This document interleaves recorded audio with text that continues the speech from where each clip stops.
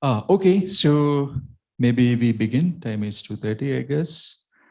So welcome back, everyone, for the afternoon session of the program. So our first speaker is Professor N.D. Haridas from IMSC Chennai. So Professor Haridas is going to talk about Yang-Mills flux tubes and effective strings. Please. Thank you very much.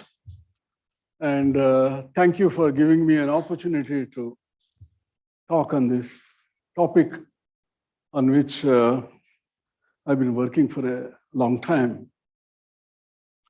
Since it's only half an hour, I will try not to present too many equations and details, but rather give you an overview and give two references from where you can find reference to all the other works.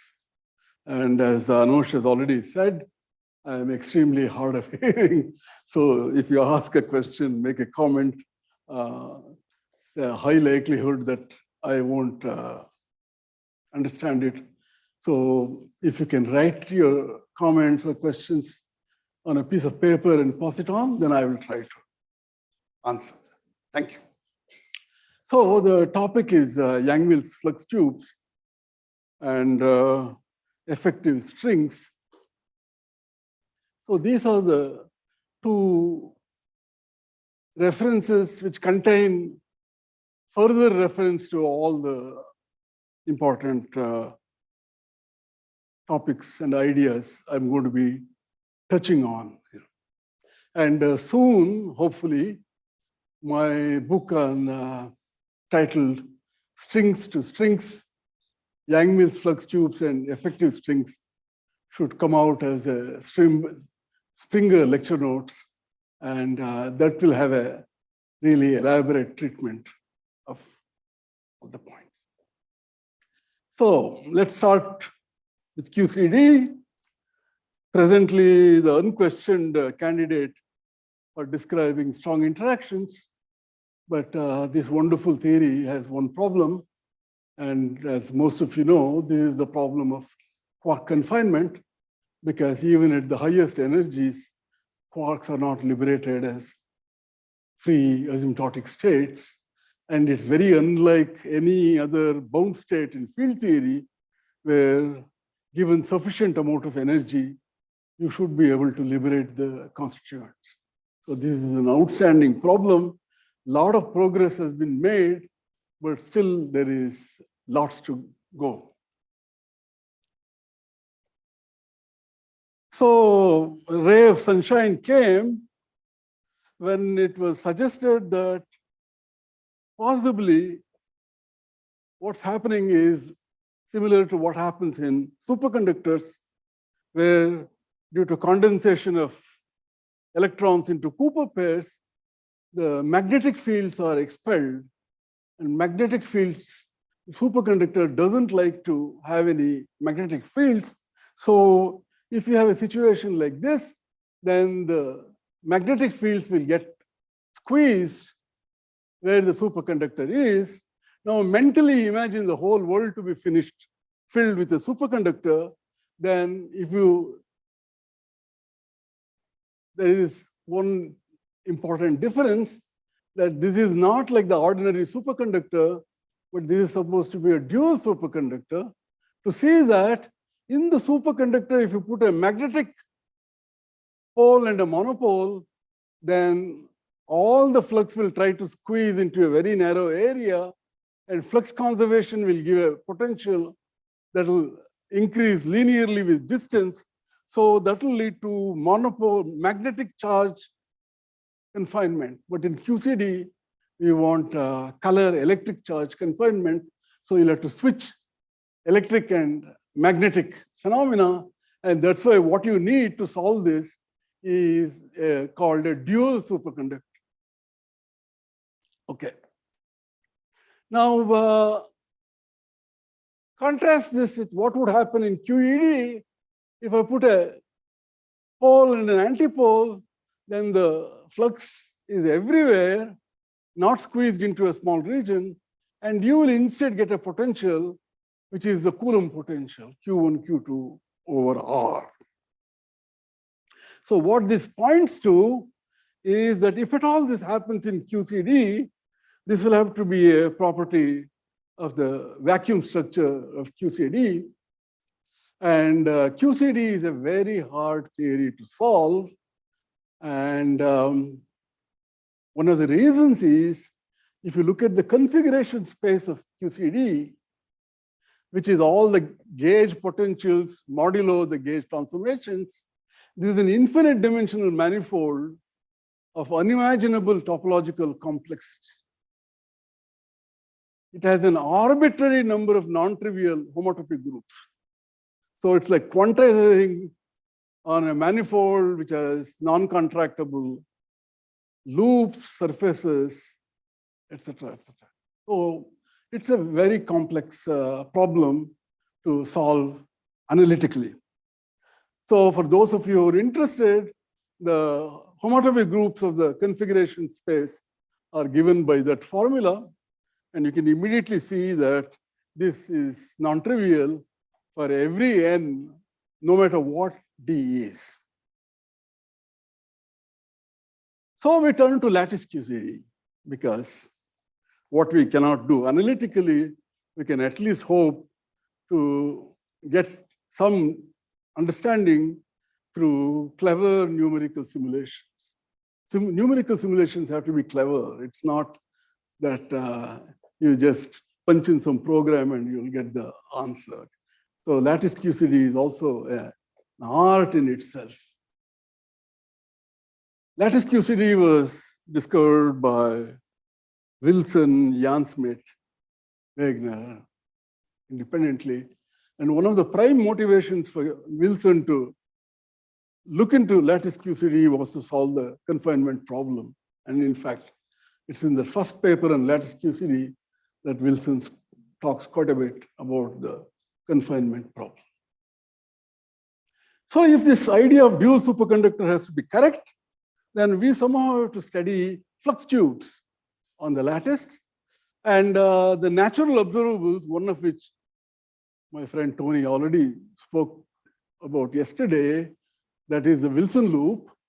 And that is that. So here is a world line of the anti-quark, world line of quark, and they're connected by flux tubes.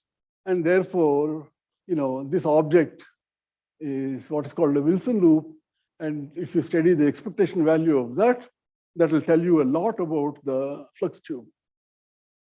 There is another observable, because on the lattice, we periodically identify even along the time direction. Therefore, there's something called the Polyakov line, which is a gauge invariant observable. And you can study the Polyakov loop correlation function. And that also gives a lot of information about the flux tubes. And the Polyakov loop correlators are much better because they have the largest temporal extents. And therefore, these expectation values, which typically have this spectral decomposition, larger the T, less will be the contamination due to excited states in the study of the ground state properties.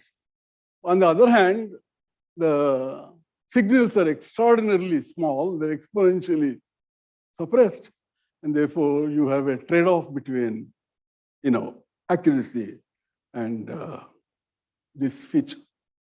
But there's something called the open string, closed string duality, which I have no time to develop on, which should be kept in mind, because this Polyakov loop correlator, you can either think of as an open string propagating in that direction, or a closed string propagating in this direction.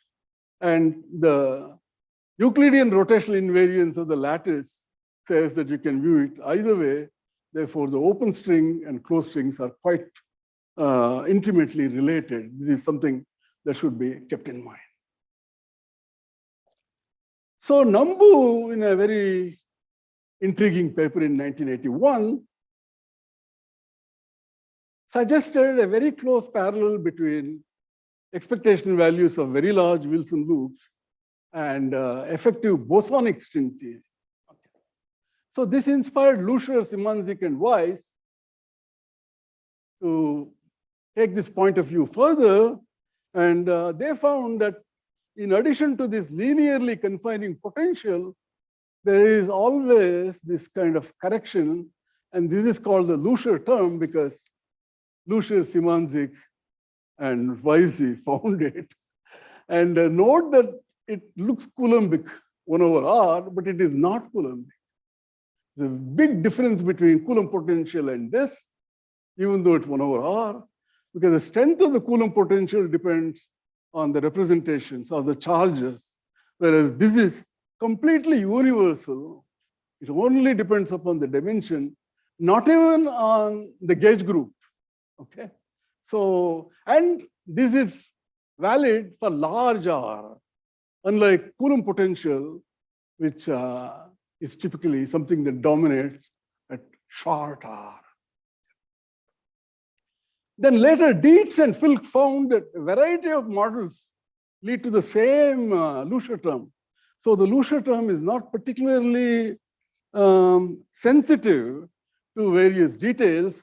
So it has a certain kind of universality, which is both attractive and makes it somewhat limited.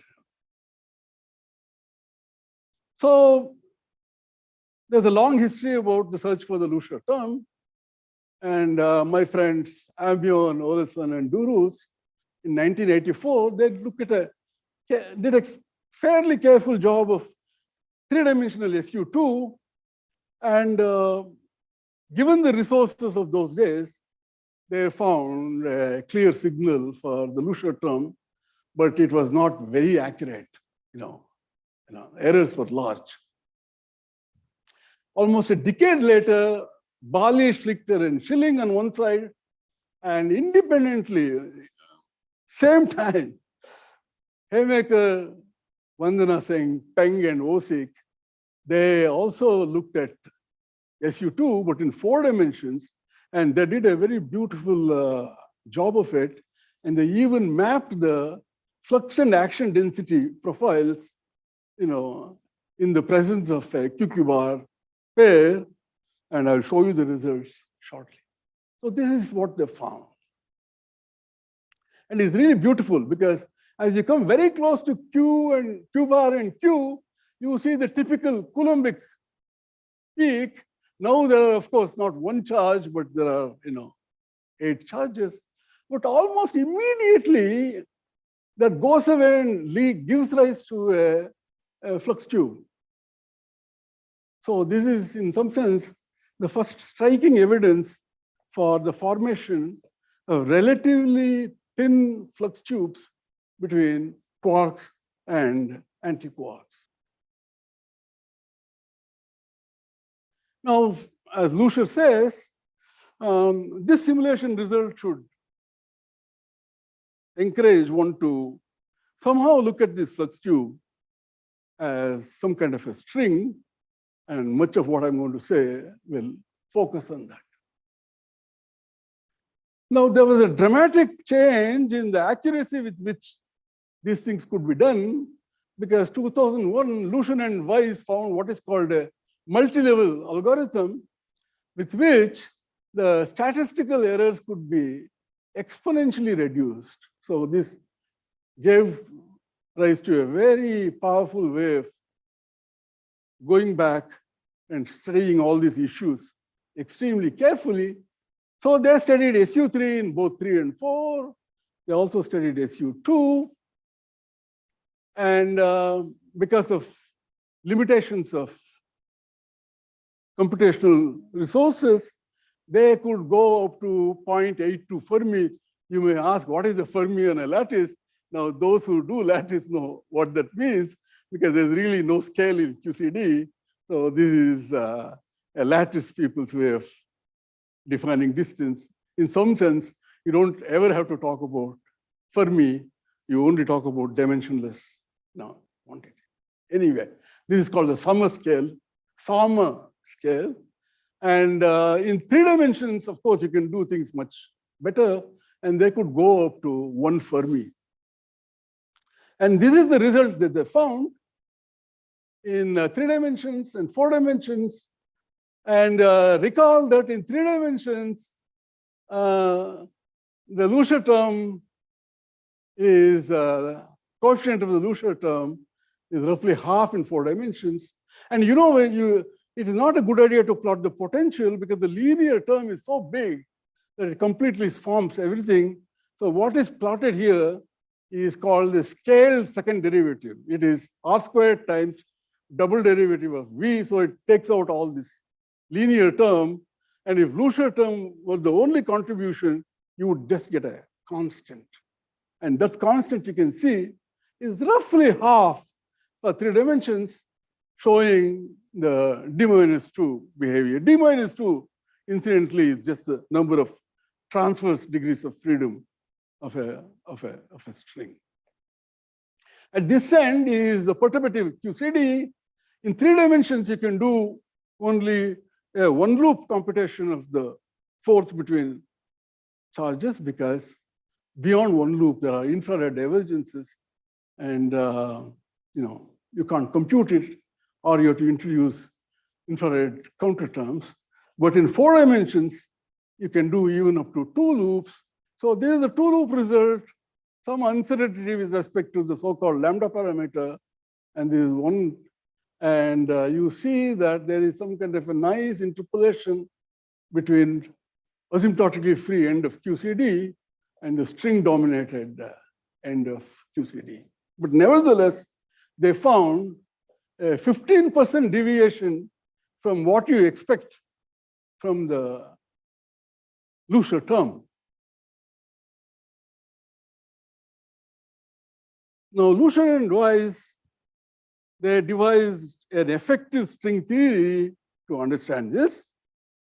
And the effective string theory they did is what in the old language of string theory called the transverse gauge or the static gauge, and the degrees of freedom are only the d minus 2 transverse degrees of freedom, and they chose them as these HI. And then they did a path integral quantization of these unconstrained transverse vibrations by writing effective action terms, quadratic action, quartic action, so on and so forth. For open strings, you can also consider a boundary term, and a typical boundary term could be like this. Now, initially, they found that a boundary term gives rise to a 1 over r squared term in the potential, and they fitted that 15% discrepancy to fit for a value of b. But very quickly, they wrote a very beautiful paper where they showed that this closed string open string duality actually doesn't permit such a term, and b has to be set equal to 0. Now you're back to this 15% discrepancy between high accuracy numerical results. Of course, it is not a discrepancy because they didn't really go to large enough distance. In d equal to 3, they could also fix the 1 over r cubed term. For d equal to 4, they could not say anything about such a term.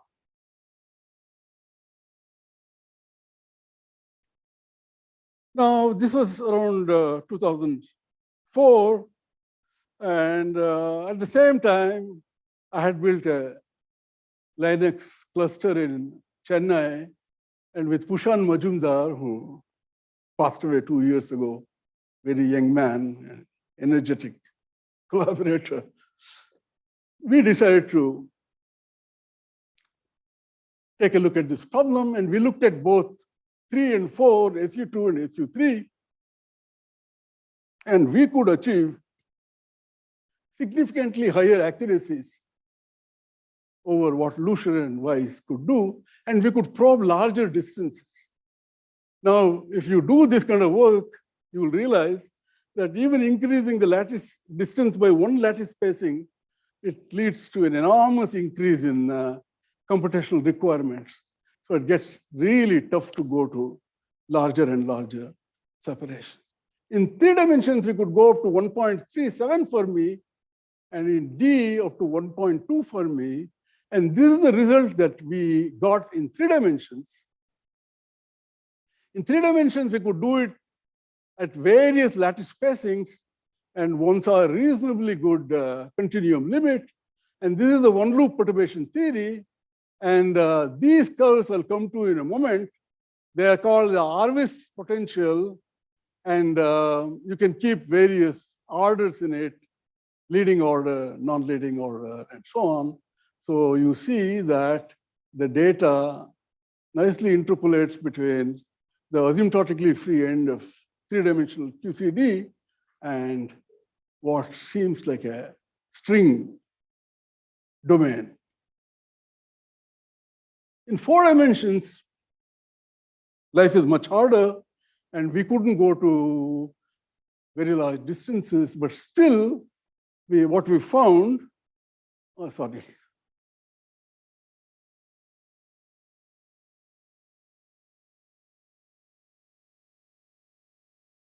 is this going backwards?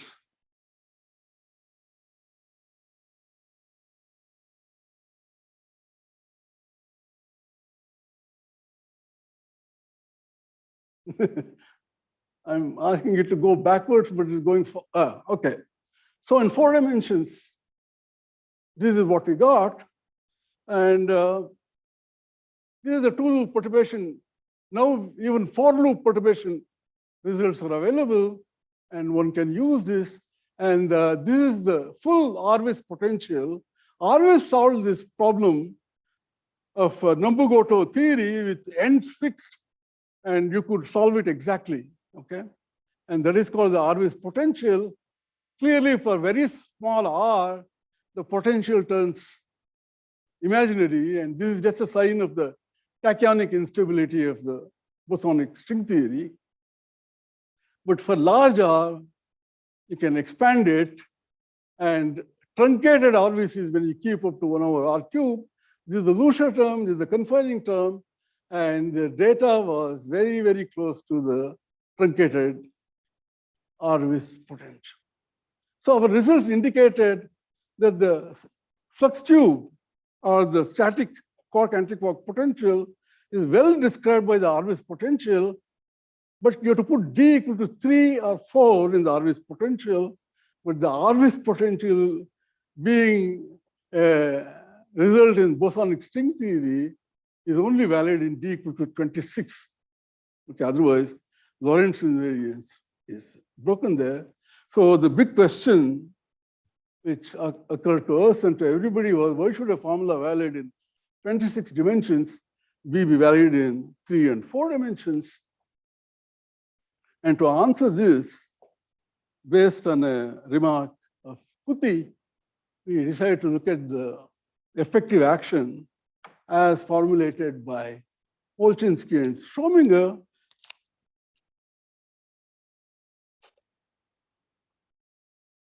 This is an effective string theory, not in the orthogonal gauge, transverse gauge of Luscher, but it's a covariant effective action in what is called the conformal gauge. And what they did, of course, string theorists will immediately recognize various aspects of this. They took the first term, which is the Nambu-Goto action in the conformal gauge, and to that they added a term like this, which looks mysterious and totally ad hoc, but it's not, and I don't have the time to tell you that. Now this entire action is invariant under again a transformation law which looks quite weird. You know, they were playing what supergravity theorists at one point were doing. Pick an action, pick a transformation law, and keep fiddling both of them till, you know, if you were lucky, you found a closure. If you were not lucky, you left the field, okay. So this algebra, this transformation law algebra, you can compute very easily, and it's the algebra of conformal transformations. Now, all that happens really when you add this is that the central charge or the anomaly term in the Virasoro algebra is changed from d to d plus 12b, and therefore consistency, which is obtained by equating that coefficient to 26, doesn't force D to be 26. And in fact, D can be anything as long as beta is this. Now, this is exactly the term that comes in the Polyakov's subcritical string theory, and that's not a surprise. There's deep connection between the two. Now you can go and compute the ground state energy and do various kinds, and they found it produces the Harvest potential of the linear plus the Luscher term, but now the formula is valid in all D. Therefore, at least, we can be happy that the numerical simulations give a formula which looks like Harvest's, but valid in all D, and this would be the explanation for that. But we found in our numerical simulations that the 1 over R cube term also was just the bosonic string type with no corrections. And how do we understand that? And this is, I'm just going to summarize the results, that the Polchinski-Strominger action is actually, and the transformation law, even though they said it's of order 1 over R, is valid up to 1 over R cube. Drummond, Peter Matlock, and myself did a search for candidate actions at this order, and we found none. And our early proofs were based on some very complicated combinatorial methods. But now we have a covariant calculus with which this result can be established in a very simple and straightforward way. But whatever it is, the important point is there is no correction to the effective string action at 1 over R cube over and above what Polchinski and Strominger had written. And therefore, you could now compute the ground state energy. And we found that VR gets no correction at R to the minus 3 level also, which is what we had seen in the numerical simulations. One technical point that the Polchinski-Strominger theory, that we did is for closed strings, but on the lattice, what we established was for open strings. But again, this open string, closed string duality can be invoked to say that this provided an analytic substantiation of our numerical results. Extension to higher orders, the formalism given by Polchinski and Strominger gets increasingly difficult, and it's very, very messy. But Peter and myself found ways that dramatically reduce the difficulties. Remember that I told you that the algebra of the Polchinski-Strominger transformation is conformal, and the algebra of this transformation is also conformal. Therefore, there should be a field redefinition which maps that complicated looking transformation law of Polchinski and Strominger to this. We explicitly found that. And that field redefinition changes the action also. And we found that the action that you get is of this form, where L is this term, which agrees with Polchinski-Strominger to order R to the minus 3, but has the virtue that it is conformally invariant in the sense of invariance under this transformation to all orders. Therefore, there was a possibility to study this problem to all orders. And this is nothing but the Polyakov subcritical action when you replace the Liouville field by e to the Liouville field by this induced metric. So, inspired by this, we found a covariant calculus by which you could write actions which are exactly covariant conformally invariant to all orders in 1 over R with arbitrary number of derivatives and so on. Okay, I'll quickly summarize this covariant calculus. So the whole idea is that this composite operator has all the properties of a metric tensor. So with that, you can construct Christoffel connections, arbitrary order covariant derivatives, and construct invariant actions. If you go to the conformal gauge, they all generate PS type effective actions with arbitrary number of higher derivatives, etc. The other one is what we call the Polyakov-Liouville type. And Polyakov introduced this action. Now there's an intrinsic metric.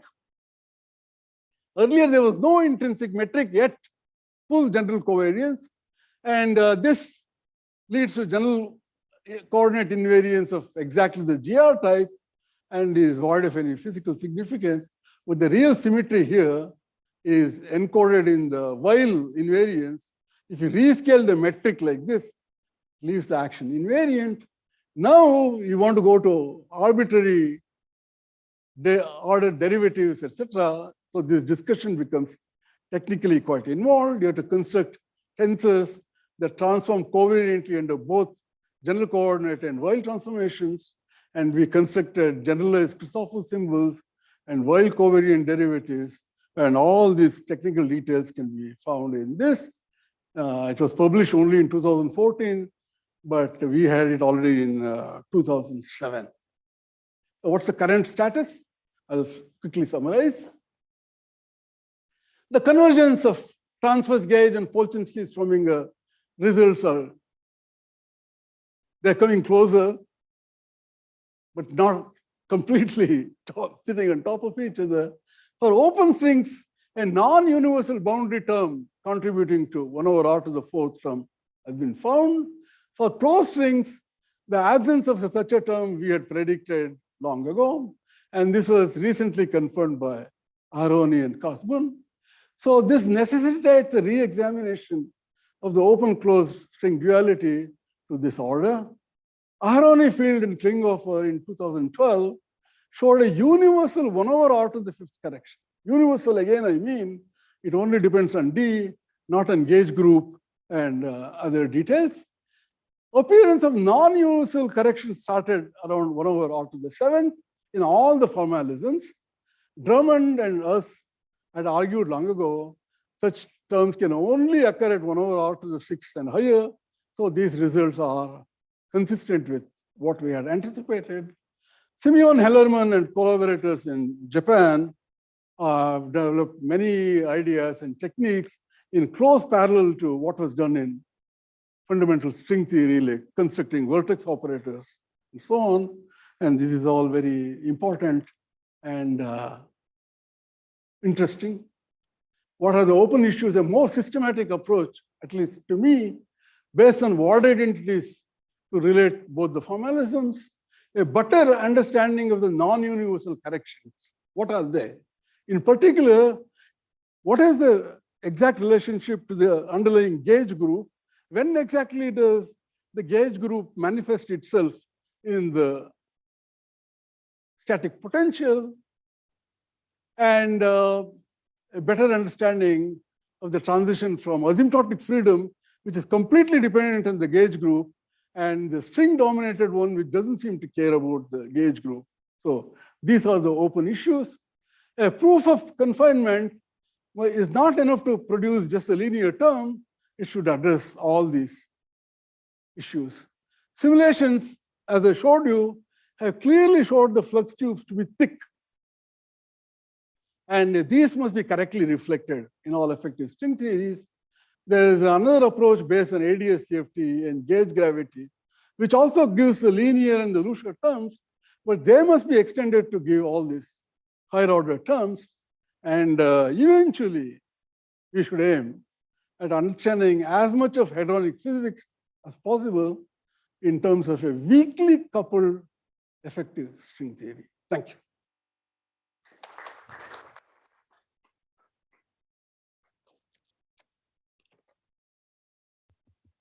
Thank you, Professor Haridas, for a nice talk.